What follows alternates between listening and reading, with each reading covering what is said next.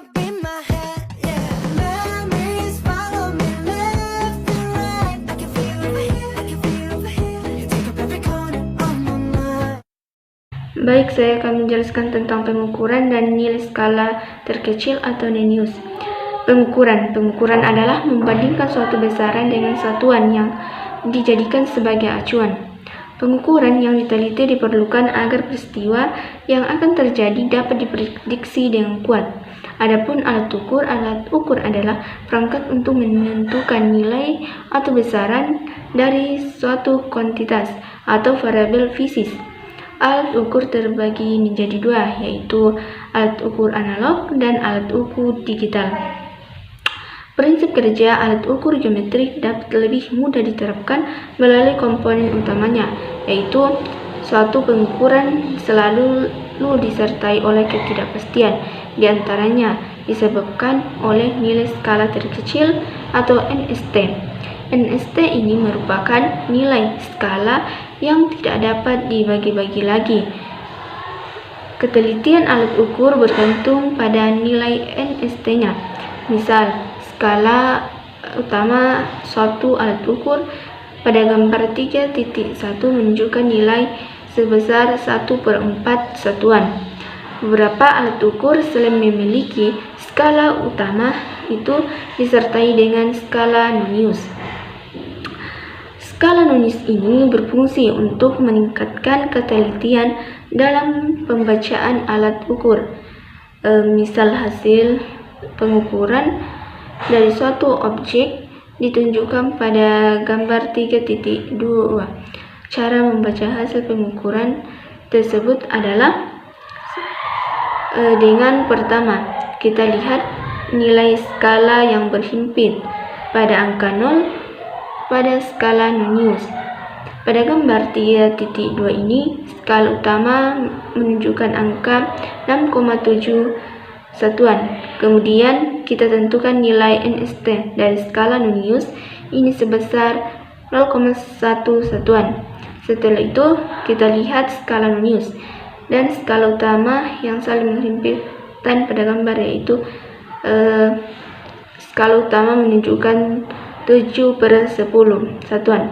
Maka hasil pengukuran ini yaitu 6,7 ditambah 7/10 dikali 0,1 sama dengan 6,77 satuan. Adapun istilah-istilah dan pengukuran yaitu yang pertama akurasi. Akurasi yaitu kedekatan alat ukur membaca pada nilai yang sebenarnya. Yang kedua yaitu presisi, yaitu persebaran data yang terbaca pada alat ukur. Yang ketiga yaitu kepekaan. Kepekaan yaitu rasio dari sinyal output terhadap input pada alat ukur. Yang keempat yaitu resolusi. Resolusi yaitu perubahan terkecil dari nilai pengukuran yang mampu ditanggapi oleh alat ukur. Yang kelima itu kesalahan. Kesalahan yaitu penyimpanan diri dari nilai sebenarnya variabel yang diukur. Perkenalkan, nama saya Diapita Kurnianti. Di sini saya akan menjelaskan tentang materi ketidakpastian. Ketidakpastian dalam suatu pengukuran terdapat beberapa jenis. Secara umum yang kita kenal hanya dua, yaitu ketidakpastian mutlak dan ketidakpastian relatif. Pada pengukuran tunggal dapat dinyatakan dengan rumus X sama dengan X plus minus delta X, di mana X adalah hasil pengukuran dan delta X adalah nilai ketidakpastian. Pada pengukuran tunggal biasa digunakan ketidakpastian mutlak, di mana ketidakpastian mutlak ini dihasilkan dari keterbatasan alat ukur. Untuk mencari nilai ketidakpastian adalah delta X sama dengan 1/2 dari NST. Pada pengukuran berulang biasa dinyatakan dengan rumus X sama dengan X bar plus minus delta X, di mana X bar adalah rata-rata dari hasil pengukuran dan delta X adalah nilai ketidakpastian itu sendiri. Pada pengukuran berulang biasa ditemukan kesalahan setengah rentang, di mana rumus mencari kesalahan setengah rentang yaitu delta X sama dengan 1/2 dari X maksimum dikurang X minimum. Selanjutnya biasa ditemukan ketidakpastian relatif, di mana rumus dari ketidakpastian relatif ini adalah delta X per X dikali 100%, sehingga ketidakpastian relatif itu dalam satuan persen. Perempatan ketidakpastian. Rumus untuk menghitung perempatan ketidakpastian dapat dilihat dari tabel 3.1. atau perlambatan ketidakpastian. Lalu selanjutnya, angka berarti. Nah, angka berarti dapat disingkat dari AB, menunjukkan jumlah digit angka yang akan dilaporkan pada hasil akhir pengukuran. Nilai AB dapat dihitung dari persamaan berikut, yaitu AB sama dengan 1 kurang log atau KTP atau ketidakpastian relatif. Adapun contoh penggunaan AB dapat dilihat dari tabel 3.2. Akan nama saya Nur Ifa Syahrir dengan NIM 2060011965. Nah, di sini saya akan menjelaskan mengenai analisis regresi.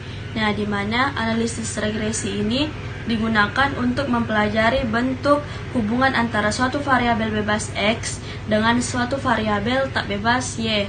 Nah, dengan bentuk persamaannya yaitu Y sama dengan A ditambah BX. Nah, di mana A ini adalah sering disebut intercept dan B adalah koefisien arah atau koefisien beta. Kemudian ada metode regresi linear, di mana metode ini digunakan untuk menghitung seberapa besar perubahan variabel tak bebas Y dengan seberapa besar perubahan variabel bebas X dengan hubungan yang berbanding lurus, yaitu dengan persamaan Y sama dengan AX ditambah B. Nah, kemudian untuk mengetahui ilustrasinya, ilustrasi untuk data regresi linear dapat dilihat pada gambar berikut.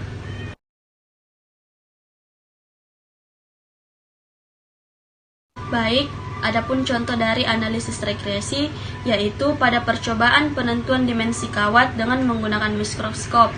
Nah, di mana panjang kawat di sini disimbolkan dengan L dengan nilai 1,5 dan nilai ketidakpastiannya yaitu 0,05 mm. Nah, kemudian diameter kawat itu disimbolkan dengan D yang nilainya itu 0,2 dengan nilai ketidakpastiannya yaitu 0,05 mm. Nah, kemudian volume kawat dengan persamaan yaitu V sama dengan Pi per 4 dikali D kuadrat dikali L. Nah, di mana D kuadrat di sini adalah diameter kawat, kemudian L di sini adalah panjang kawat, sehingga mendapatkan nilai 4,71 dikali 10 berpangkat 3 mm kubik. Nah, kemudian ada ketidakpastian kawat yang ditentukan dengan cara di mana delta V sama dengan delta D per D ditambah delta D per D ditambah delta L per L dikali V. Nah, di mana delta D di sini adalah nilai dari ketidakpastian, kemudian D adalah diameter, kemudian L adalah panjang kawat itu sendiri, dan delta L adalah ketidakpastian kawat. Kemudian ada V itu adalah volume kawat, sehingga mendapatkan nilai 2,512 dikali 10 berpangkat minus 2 mm kubik. Nah, kemudian kita juga menghitung angka berarti. Nah, di mana persamaan dari rumus angka berarti di sini delta B sama dengan 1 dikurang log dikali KRP relatif. Ya, sehingga mendapatkan nilai 1 dikurang log delta V per V sama dengan 2. Nah, maka volume dari kawat yang telah dilihat dari mikroskop yaitu V sama dengan 4,7 plus minus 2,5 dikali 10 berpangkat minus 2 mm kubik. Mungkin sekian dari saya. Terima kasih. Wassalamualaikum warahmatullahi wabarakatuh.